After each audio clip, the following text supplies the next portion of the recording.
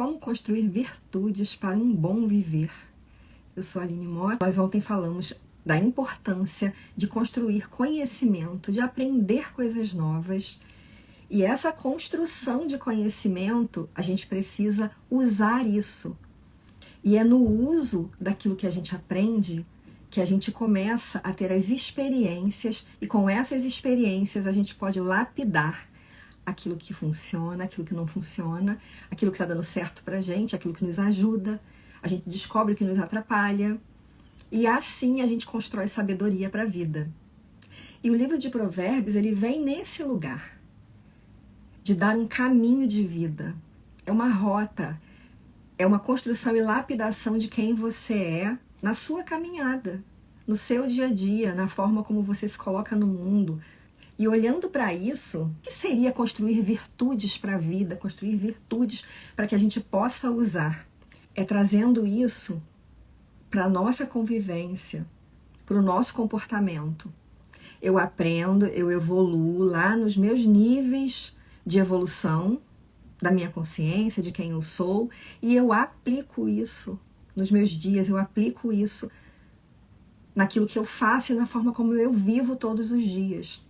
E aí, aqui é um bom momento para a gente olhar para a importância da espiritualidade em nossas vidas, e a gente está aqui para ter esse olhar, para ter essa visão de como a espiritualidade nos ajuda nesse processo em que desenvolvemos quem somos. A espiritualidade, ela está nesse patamar que o que eu desenvolvo aqui reverbera nas outras camadas. Reverbera no meu ambiente, reverbera no meu comportamento, reverbera na forma como eu faço as coisas, reverbera nas escolhas, das habilidades, para a forma como eu vou tomar decisões, reverbera naquilo que eu acredito, na visão de mundo que eu tenho. E isso ajuda na construção da minha identidade. Tudo isso faz parte da construção de quem nós somos. E se a gente for olhar aqui para o funcionamento do ser humano, do corpo, se a gente for olhar um pouco para a ciência, se a gente for olhar para tudo que a neurociência vem nos revelando, o nosso funcionamento interno, o corpo da gente, o cérebro da gente, ele busca caminhos já conhecidos, economia de energia. Nosso funcionamento, ele é perfeito no sentido de que ele encontra os caminhos já conhecidos para que a gente possa usar esses mesmos caminhos e com isso a gente gasta menos energia. A gente já conhece os efeitos, a gente já conhece mais ou menos como as coisas funcionam. Quando a gente escolhe determinada forma de se comportar, determinada forma de falar, determinada forma de decidir, determinada forma de agir. Só que, quando isso nos ajuda com aquilo que funciona na nossa vida, isso acontece com o que não funciona também. E é por isso que muitas vezes a gente se vê repetindo padrões, a gente se vê agindo e fazendo coisas que de certa forma não vai te levar a lugar nenhum ou não vai te levar a um bom lugar. Já aconteceu aí de você fazer alguma coisa, depois se dar conta, poxa, não tinha que ter sido esse o caminho, não tinha que ter sido dessa forma, e eu faço sempre assim, eu sei que não dá certo, que não funciona. Isso acontece muito nos relacionamentos, uma forma de se comportar, uma forma de se comunicar que não funciona, mas que você sabe que não deve, mas acaba repetindo. É o seu corpo funcionando em modo automático. E quando a gente funciona nesse modo automático, porque a gente usa essas memórias, esses registros inconscientes de como eu faço as coisas. E isso acontece naturalmente no dia a dia. Nem todo comportamento que a gente tem, nem toda forma que a gente se coloca no mundo, a gente está escolhendo conscientemente. É só um modus operandi que o seu corpo aprendeu. E aí eu quero chamar a sua atenção para o papel da espiritualidade. Porque na espiritualidade, a gente consegue olhar para além de como a gente funciona. A gente consegue se colocar num lugar de integração com tudo que está à nossa volta. Isso porque também é um modus operandi que você aprendeu. Lá desde pequena, o que a gente aprende sobre espiritualidade? Que a gente consegue essa conexão, a gente consegue sair desse lugar automático do dia a dia, a gente consegue uma paz interior, o seu corpo já aprendeu a fazer isso, para sentir esse momento de calmaria, esse momento de desaceleração.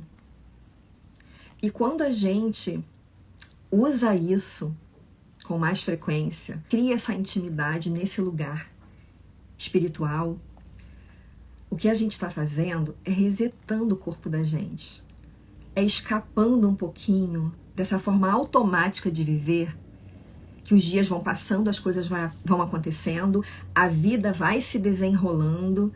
E quando a gente traz a espiritualidade para a vida da gente, e a gente se coloca nesse lugar de acalmar, de desligar-se em modo automático, você ganha a oportunidade de tomar mais consciência. Você começa a ensinar para o teu corpo que ele não tem que acordar todos os dias e só agir no modo automático. E quando a gente fala de desenvolvimento humano, o que a gente aprende é que é exatamente assim. A gente começa a construir muito singelamente formas diferentes de agir, formas diferentes, estímulos diferentes para o nosso corpo, para a nossa mente. E isso vai abrindo oportunidade de mudanças, de novidades, de formas novas de ver as coisas, de formas novas de agir e de interagir no mundo. Essa é a riqueza. E o livro de Provérbios, ele nos convida a olhar para esse lugar em que eu paro e observo como eu tenho conduzido a minha vida. Existe uma maneira melhor de fazer isso? Existe um caminho em que eu posso me direcionar de forma mais sábia? E eu gosto muito de uma passagem, Provérbios 8, versículos 22 a 31. Escuta isso que eu vou ler para você. O Senhor me possuiu no princípio de seus caminhos. Desde então, e antes de suas obras, presta bastante atenção. Isso é a sabedoria falando. Que Deus, antes de tudo, antes de construir tudo isso aqui, olha, ele já estava diante da sabedoria. A sabedoria estava presente quando tudo se deu. Desde a eternidade fui ungida, desde o princípio, antes do começo da terra. Quando ainda não havia abismos, fui gerada. Quando ainda não havia fontes carregadas de águas. Antes que os montes se houvessem assentado, antes dos outeiros, eu fui gerada. Ainda ele não tinha feito a terra, nem os campos, nem o princípio do pó do mundo. Quando ele preparava os céus, aí estava eu. Quando traçava o horizonte sobre a face do abismo, quando fixava ao mar o seu termo, para que as águas não transpassassem o seu mando, quando compunha os fundamentos da terra. Então eu estava com ele. Era seu arquiteto. Era cada dia as suas delícias, alegrando-me perante ele em todo o tempo, regozijando-me no meu mundo habitável e enchendo-me de prazer com os filhos dos homens. Então, eu olho para isso aqui, quando eu leio isso aqui, eu penso, se Deus, o Criador, esteve com a sabedoria ao lado para construir tudo, por que nós não vamos entender que precisamos construir sabedoria para caminhar e para fazer tudo que a gente veio fazer aqui?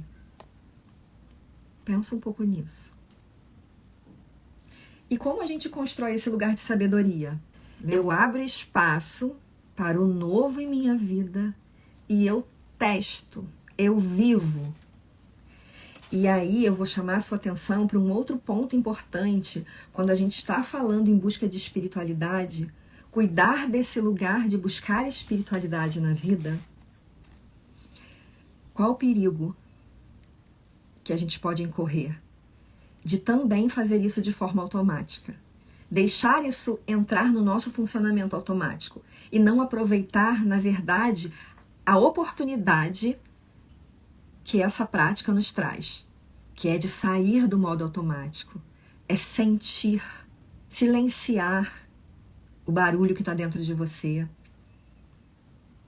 Mas quando a gente faz isso de forma automática, porque o corpo da gente, ele é mestre em reproduzir aquilo que a gente já sabe fazer. Se você vive em modo automático, e isso acontece com todos nós. Entrar em modo automático é um funcionamento natural do ser humano. A gente que intencionalmente e com os recursos certos, a gente consegue interromper. E a gente começa a ensinar para o corpo da gente um funcionamento diferente. Só assim a gente muda crenças, a gente muda comportamento, muda e sustenta. Porque não adianta só a gente mudar por 1, 2 dias. Mudar e sustentar. E quando a gente incorre nesse erro de permitir que a busca pela espiritualidade entre nesse lugar de funcionamento em modo automático, é quando a gente perde a dádiva que isso pode trazer na nossa vida. A gente perde essa oportunidade de evolução através do contato com a espiritualidade. E isso acontece muito, porque como o corpo da gente, ele sabe aproveitar aquilo que a gente já sabe fazer,